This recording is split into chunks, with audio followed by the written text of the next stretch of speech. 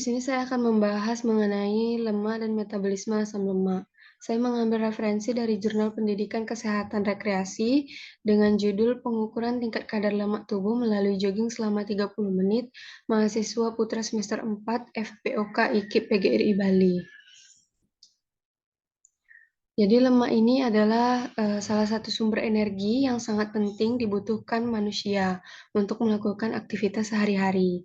Nah, manusia ini mempunyai tubuh yang membutuhkan kadar lemak yang seimbang untuk membuat agar cadangan energi tetap ada di dalam tubuh. Namun, jika lemak yang terdapat di dalam tubuh ini melebihi batas normal, maka akan mengalami obesitas yang pada akhirnya akan menimbulkan berbagai macam jenis penyakit. Nah, lemak ini merupakan suatu molekul yang terdiri atas oksigen, hidrogen, karbon, dan juga terkadang terdapat nitrogen secara fosforus. Nah, lemak ini tidak mudah larut di dalam air. Molekul lemak ini terdiri atas 4 bagian, yaitu 1 molekul gliserol serta 3 molekul asam lemak. Nah, asam lemak ini terdiri atas rantai hidrokarbon dan juga gugus karboksil. Molekul gliserol mempunyai 3 gugus hidroksil, serta pada tiap gugus hidroksil dapat berinteraksi dengan gugus karboksil asam lemak.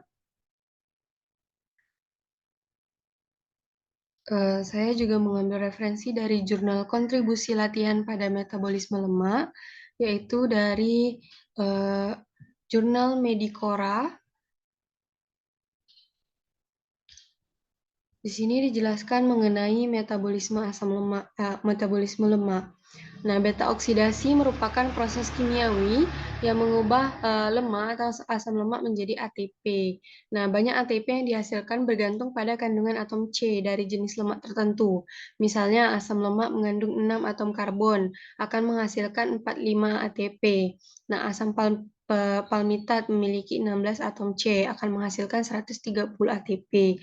Sedangkan asam stearat yang mengandung 20 atom C akan menghasilkan 164 ATP.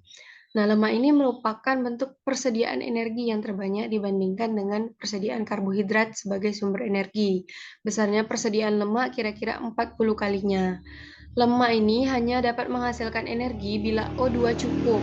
Nah, lemak dapat menghasilkan energi hanya pada olahraga yang bersifat aerobik. Asam lemak ini merupakan sumber energi penting bagi berbagai jaringan tubuh.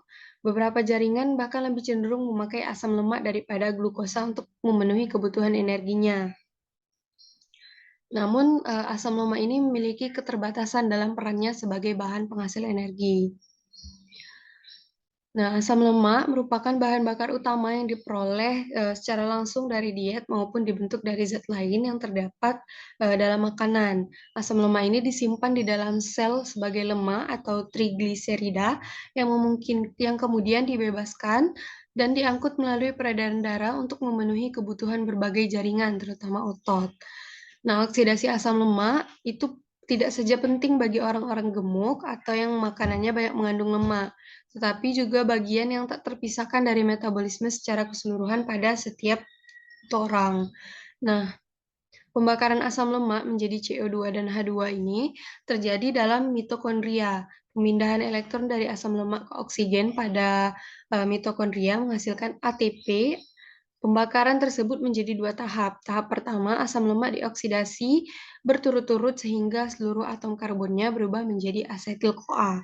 Asetil-CoA kemudian dioksidasi pada daur asam pirufat. Lalu pada tahap keduanya terbentuk ATP dengan cara fosforilasi oksidatif. Nah, penyesuaian oksidasi asam lemak terhadap bahan yang dimakan terjadi karena kesalahan kumulatif dalam keseimbangan lemak yang akan merubah jaringan adiposa, konsentrasi asam lemak bebas, sensitivitas insulin, dan oksidasi asam lemak. Nah, jumlah lemak yang dimakan akan konsentrasi glikogen merupakan hal yang penting dalam menentukan lemak dalam tubuh seseorang yang dioksidasi sebanyak lemak yang dimakan. Saya juga mengambil salah satu kasus yaitu obesitas dengan judul kejadian obesitas sentral dan kelebihan lemak visceral pada lansia wanita dari Sofa Amertanur.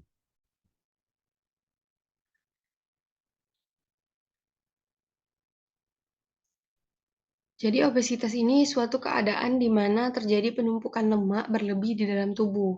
Nah, obesitas ini diketahui menjadi salah satu faktor resiko munculnya berbagai penyakit degeneratif seperti jantung dan juga stroke. Nah, obesitas sentral itu juga berkaitan erat dengan peningkatan resiko penyakit degeneratif, di mana obesitas sentral merupakan penumpukan lemak di perut yang diukur dengan menggunakan indikator lingkar perut. Nah, lemak visceral juga merupakan lemak tubuh yang terkumpul di bagian sentral tubuh dan melingkupi organ internal. Kelebihan lemak visceral berhubungan erat dengan peningkatan resiko penyakit kardiovaskular, sindrom metabolik seperti hipertensi, dislipidemia, dan juga diabetes tipe 2, serta resistensi insulin. Nah, suatu penelitian menyatakan bahwa seseorang yang mengalami obesitas itu cenderung memiliki lemak visceral tubuh yang berlebih. Faktor yang mempengaruhi kejadian obesitas yaitu tingkat pendidikan dan pekerjaan, asupan makanan, stres, aktivitas fisik, jenis kelamin, serta usia.